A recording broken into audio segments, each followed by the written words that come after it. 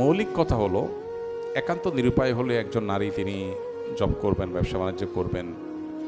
ইসলাম নারীদেরকে বলেছে রাজকন্যার মতো বাসায় বসে বসে তারা খাবে দাবে, শরীরে তাও দিবে আর সুখ শান্তি করবে। আর পুরুষদেরকে বলছে তোমরা বাইরে দৌড়াও, ঝগড়াঝাটি করা লাগলে করবা, গালিগালি শোনা লাগলে শুনবা, মায়ের খাওয়া লাগলে খাবা, পিটান খাওয়া লাগলে খাবা, কাজ করতে গিয়া জেলে যাওয়া লাগলে যাবা, হাত পা ভাঙা লাগলে ভাঙবা। কিন্তু মহিলাদেরকে বলছে তোমরা বাসা বসে বসে খাও, অকর্ণা ফি বইয়তিকুন্না।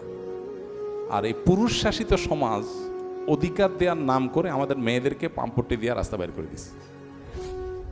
কি বলছে? বলে যে তোমরা রাস্তায় গেলে তোমরা স্বাবলম্বী হবা, নিজের কামাই হবে, নিজের পায়ে দাঁড়াবা। খুব ভালো কথা। পশ্চিমা দুনিয়াতে দেখেন, সারা পৃথিবীতে ম্যাচ সিস্টেম। হাজব্যান্ড ওয়াইফ দুজন চাকরি করে, দুজনে ইনকাম করে। একজনের সংসারে গ্যাস বিল দেয়, আরেকজন পানের বিল দেয়। ম্যাচের সিস্টেম না? আচ্ছা, ভালো কথা, মিলের মধ্যে শেয়ারে হলো, ওকে ফাইন।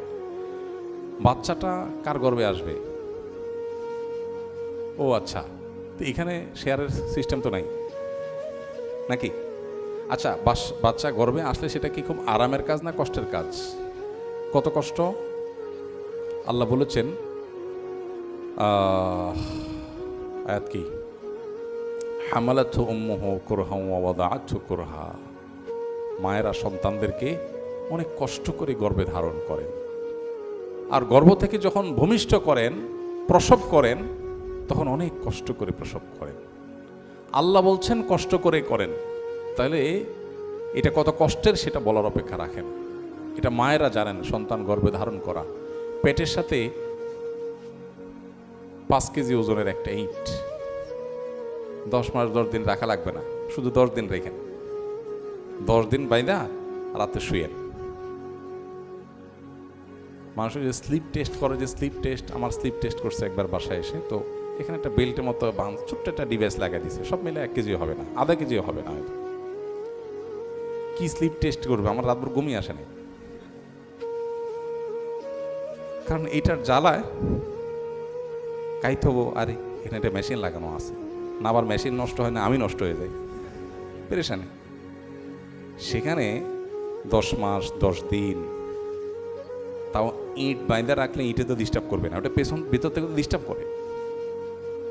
আহা, কত কষ্ট তাদের। তো আল্লাহ রাব্বুল আলামিন বায়োলজিক্যালি তাকে যে ডিউটি দিয়েছেন, সে ডিউটি তারটা সে শতভাগ করে। বাচ্চা গর্ভে ধারণ করার যেটা সে করে, একটা হোক দুইটা হোক করে তো। আচ্ছা, এরপরে প্রসবের পরে সন্তানের দুধের ব্যবস্থা, রিজিকের ব্যবস্থা আল্লাহ তাআলা মায়ের বক্ষে দিয়ে রেখেছেন। সেটা সে 2 বছর ধরে করে কমপক্ষে। অনেকে যাদের ইসলামের প্রতি বিশ্বাস নাই, তাদের তার সময়সীমা মেনটেন নেয়, বা কি কোরআন আমাদেরকে 2 বছরের কথা বলেছে। তাহলে 2 বছর আর এদিকে 1 বছর, 3 বছর। 3 বছর লাগাতার যে ডিউটি একজন মহিলা করতে হয়, পুরুষের জীবনে কষ্ট বহুত আসতে পারে, এরকম অবধারিত কষ্ট একটাও নাই যে সারা জীবনে 3 বছর অবধারিত এরকম কষ্ট আছে পুরুষের জীবনে। কষ্ট হতেও পারে, নাও হতে পারে, কম হতে পারে, বেশি হতে পারে, কিন্তু অবধারিত কষ্ট মহিলার জীবনে আছে, পুরুষের জীবনে নেই। তো এত কষ্ট যেটা আল্লাহ তাআলা বায়োলজিক্যালি তার উপরে চাপিয়েছেন, কেন আল্লাহ তাকে ঘরের মধ্যে থাকার জন্য বলেছেন? কেন? কারণ তার যে ডিউটি আছে, এই ডিউটির জন্য ঘরে থাকাটা উপযোগী। বাচ্চাকে দুধ খাওয়ানোর জন্য কি অফিসের টেবিল উপযোগী না বাসার বেড? তো আল্লাহ জানেন না, সৃষ্টি করেছেন আল্লাহ তাআলা, নাউজুবিল্লাহ, আল্লাহ তো ভালো জানেন, এই জন্য আল্লাহ বলেছেন। এখন আল্লাহর সিস্টেমকে চেঞ্জ করে আমরা মেয়েদেরকে বলছি না ঠিক আছে, তোমাদেরও তো দরকার আছে টাকা পয়সা, তোমরাও কামাই করো। পাম্পটি দিয়ে বাইর করে দিলাম। বাইর করে আমাদের কামাইয়ের যে দায়িত্ব ছিল, পুরো সংসার চালানোর দায়িত্ব ছিল আমাদের, এখন বলছি পানির বিলটা তুমি দাও, বিদ্যুৎ বিলটা, গ্যাস বিলটা তুমি দাও। তাহলে আমার ডিউটির একটা অংশ তার উপরে চাপাইছি, আর তার ডিউটি 16 আনা সে করতেছে। গর্ভে সন্তান রাখা, দুধ পান করানো, তার ডিউটি 16 আনা সে করতেছে, আর আমার ডিউটির হাফ বা একটা অংশ তার দিয়ে করাই দিছি। নাম দিছি স্বাধীনতা। নাম দিছি কি? স্বাধীনতা।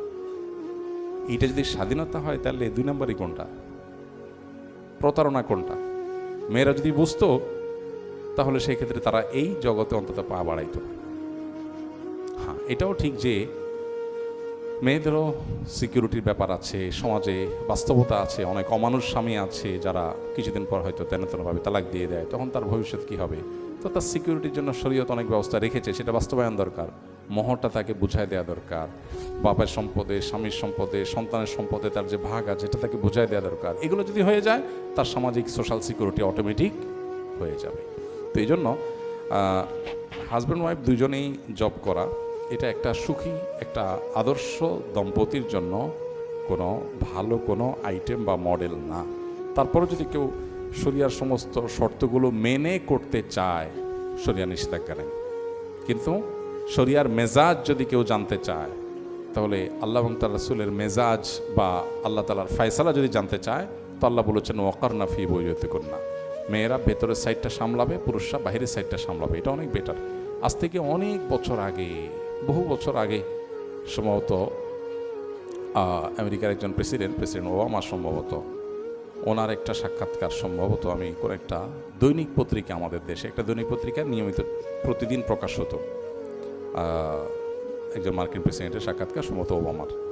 তো উনি লিখেছেন ওখানে যে আমার দাদি নানিকে আমি দেখেছি তারা আমাদের ওয়াইফদের চাইতে অনেক বেশি হ্যাপি। কেন?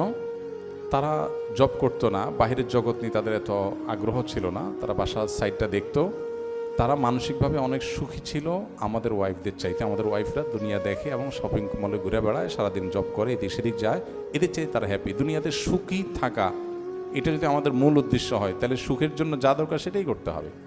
আল্লাহর সিস্টেমের বাইরে মানুষ সুখী হতে পারে না। আল্লাহ আমাদেরকে বোঝার তৌফিক দান করুন। এই জন্য যে ভাই প্রশ্ন করেছেন তার ভালো হয় কোনো আলেমের সাথে একান্ত সাক্ষাৎ করে কথা বলার। এরপরে প্রশ্ন হলো, কয়দিন পর পর পুরুষদের নারী কেলেঙ্কারির এক একটা ঘটনা বের হয়, এ থেকে উত্তরণের উপায় কি? আসলে ভাই, গত সপ্তাহে আমরা এই বিষয়ে কথা বলেছি। পুরুষের জীবনে যত কেলেঙ্কারির পথ আছে, আর্থিক কেলেঙ্কারি হতে পারে, আরও নানা রকমের কেলেঙ্কারি হতে পারে, এর মধ্যে সবচেয়ে বেশি নারী ঘটিত কেলেঙ্কারি বেশি হবে, এটাই হলো এক্সপেক্টেড। বরং প্রকাশ পাচ্ছে হয়তো অল্প কিছু, অপ্রকাশিতগুলো এর চাইতে অনেক বেশি। কেন বেশি হবে এটা? কারণ আল্লাহ নবী সাল্লাল্লাহু আলাইহি সাল্লাম বহু আগে আমাদেরকে সতর্ক করে গেছেন। তিনি বলেছেন, মা তারাকতু বাদি ফিতনাতান আদাররু আলার রিজালি মিনান নিসা। তিনি বলেছেন, আমি পৃথিবীতে পুরুষদের জন্য নারীদের চাইতে বেশি ফিতনার আর কোনো কিছু রেখে গেলাম না।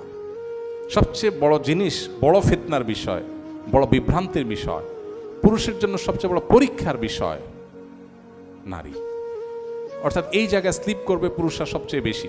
এবং বনী ইসরাঈলের জীবনের প্রথম স্লিপিং, তাদের জাতিগত জীবনের সবচেয়ে বড় বিভ্রান্তি এবং ফিতনা হয়েছিল নারী গঠিত ইস্যুতে। এবং এখানে অনেক বড় বড় আবেদ, এবাদত গুজার, অনেক আলেম নেককার মানুষ, সেও মুহূর্তের মধ্যে তার পদস্খলন ঘটে যেতে পারে। আল্লাহ তাআলা এই মানবীয় দুর্বলতা দিয়ে মানুষকে সৃষ্টি করেছেন, এই জন্য নবী সাল্লাল্লাহু আলাইহি ওয়াসাল্লাম সতর্ক করেছেন।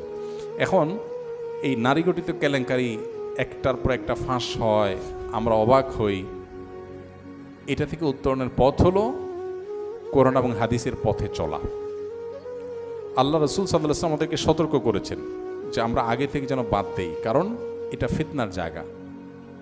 আমরা বলি না, সব মিশায় ফেলাও, সব মিক্স করে ফেলাও, এডুকেশন হবে, তাহলে ছেলে মেয়ে আলাদা বসবে কেন? আরে এই কিউরিসিটি থাকবে, তাদের মিশায় ফেলাও, তাদেরকে মুড়ি চানাচুর মতো বানায় ফেলাও, মিক্স করে ফেলো। পিকনিকে যাবে, সব একসাথে পাঠাও, একসাথে পাঠাবা আর বলবা না খবরদার, কারোর সাথে আন্ডারস্ট্যান্ডিং ছাড়া খবরদার হাত বাড়ানো যাবে না। এটা হলো মানে অনেকটা পাগলের প্রলাপের মতো। আগুন আর পানি আপনি একসাথে রাখতে বলতেছেন, আবার বলতেছেন খবরদার আগুন পানিকে স্পর্শ করতে পারে না, পানি যেন আগুনকে স্পর্শ না করে। এটা কোনোদিনই সম্ভব না। আল্লাহর সিস্টেমের বাইরে গিয়ে পৃথিবী কখনো সুখী হতে পারে না। তো এই জন্য পুরুষদের যে নারী কেলেঙ্কারি ঘটনাগুলো একের পর এক প্রকাশ হচ্ছে, বের হচ্ছে, এর মূল কারণ হলো কোরআন এবং হাদিস থেকে বিচ্যুত হয়ে যাওয়া। মানুষের নিজস্ব আইডিয়া, চিন্তাধারা, সেটার উপরে পৃথিবীকে প্রতিষ্ঠা করবার যে চেষ্টা মানুষ করছে, এর অবশ্যম্ভাবী পরিণতির মুখোমুখি মানুষ হচ্ছে। পশ্চিমা পৃথিবীতে অন্য অনেক দিক থেকে তাদের মধ্যে অপরাধ প্রবণতা অনেক কম, কিন্তু নারীদের সেফটি সিকিউরিটির কথা যদি বলেন, আপনি যে কোনো জরিপ, তথ্য, ইনফরমেশন আপনি অনলাইনে সার্চ করলে পাবেন যে কর্মক্ষেত্রে কয়জন নারী সেফ থাকে, শিক্ষা প্রতিষ্ঠানে কয়জন মেয়ে সেফ থাকে, কয়জন দেখবেন খুব রেয়ার। যে নারী নিজের সৈনিক, নিজের হাতে অস্ত্র আছে, সে নিজে কতটা তার সহকর্মীর কাছে সেফ। আগুন আর পানি একসাথে থাকার জিনিস না। আল্লাহ সুবহানাহু ওয়া তাআলা আমাদেরকে বায়োলজিক্যালি তৈরি করেছেন সেভাবে, কিন্তু আমরা আল্লাহর সিস্টেমকে পরিবর্তন করতে চাই। আজকের গোটা পৃথিবীতে আপনি দেখবেন প্রকৃতি এবং নেচারকে ডিস্ট্রয় করার এক মহাপ্রতিযোগিতা চলছে। কীভাবে প্রকৃতি শেষ করা হবে, আল্লাহর সিস্টেমকে ধ্বংস করা হবে, এটা মানুষের ধ্বংসের দিকে যাওয়ারই লক্ষণ। তো এই জন্য এই পুরুষদের নারী কেলেঙ্কারি বন্ধ হতে হলে আপনার এই নারী পুরুষের অবাধ মেলামেশা, জেনার রাস্তাগুলো বন্ধ করতে হবে।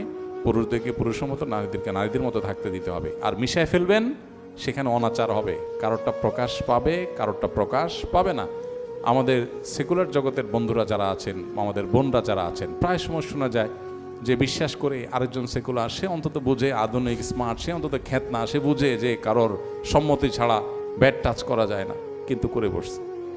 এরপর দেখা যায় ফেসবুকে কদিন পরে ভাইরাল হয়, ওটা নিয়ে লেখালেখি হয়। আরে ভাই, আগুন আর পানি একসাথে রাখলে আপনার পানি আগুনকে নিভাবে না, স্পর্শ করবে না, এটা কোনো দিনই হতে পারে না। আল্লাহ সিস্টেমের বাইরে কোনো দিনই সম্ভব নয়। নিজেকে নিয়ন্ত্রণ মানুষ করতে পারে, তার একটা লেভেল পর্যন্ত আছে। এর বাইরে গিয়ে মানুষ আসলে নিজেকে নিয়ন্ত্রণ করতে পারে না, সম্ভব না। এই জন্য বাঁধ যদি জায়গা মতো দেওয়া না হয়, আল্লাহর বিধানকে যদি আমরা ভালোভাবে ফলো না করি, তাহলে কেলেঙ্কারি থামানো যাবে না। আমার ছোট বোনের বিয়ের সময় বাবা জমি বিক্রি করে যৌতুকের টাকা দেন। এখন বাবার সম্পত্তি ভাগের সময় আমি কি ওই জমি সহ বোনকে বুঝিয়ে দিব, নাকি অবশিষ্ট যা আছে তা থেকে বন্টন হবে? দরকারি একটা প্রশ্ন। আমাদের সমাজে এই জিনিসটা অনেক সংসারে হয়। বোনকে বিয়ে দেওয়ার সময় বাবা অনেক টাকা খরচ করে বিয়ে দিয়েছেন। এখন ভাই বাবার মৃত্যুর পর সম্পদ ভাগ করতে গিয়ে বলছে, দেখ বাবা তো বিয়ের সময় তোরে এত টাকা পয়সা খরচ করে দিয়েছি, তাহলে ওইটা মাইনাস করে তুই পাবি। আবার অনেক সময় দেখা যায় ভাইয়েরা তারা বাবার জন্য কিছু খরচ টরচ করেন, তো সেটা তারা কেটে রাখেন। তো এই দুইটার জন্য আলাদা আলাদা হিসাব নিকাশ আছে। বাবার জীবদ্দশায় বাবার চিকিৎসা খরচ দেওয়ার জন্য যদি বাবার নিজস্ব সম্পদ থাকে, তাহলে সেখান থেকে কাটাটা যৌক্তিক। কিন্তু ভাই খরচ টরচ করে ফেলছে বাবার জন্য, আল্লাহরে খুশি করার জন্য বাবার জন্য খরচ করেছে, এরপরে আইসা আবার সম্পদ থেকে কাটছে, সেটা হবে না। বাট যেটা হতে পারে যে বাবার জীবদ্দশায় খরচ হবে, তো বাবার অ্যাসেট আছে সেখান থেকে খরচ হবে, এটা সন্তানরা করতে পারে, কোনো অসুবিধা নেই। কিন্তু মেয়ের বিয়েটা ব্যতিক্রম বিষয়। মেয়ের বিয়ে দেওয়া এটা বাবার কর্তব্য। মেয়ের বিয়ে দেওয়াটা বাবার উপরে শরিয়া কর্তৃক আরোপিত কর্তব্য। অতএব বিয়ে দিতে গিয়ে যত খরচ আছে, এই সব খরচ বহন করবে কে? বাবা। সো বিয়ে দিতে গিয়ে যদি কোনো যৌতুকও দিতে হয়েছে বাবাকে, সেটা বাবার কর্তব্য হিসাবে দিতে হয়েছে। এখন বোনকে সম্পদ দেওয়ার সময় ওইটা মাইনাস করে ভাই দিতে পারবেন না।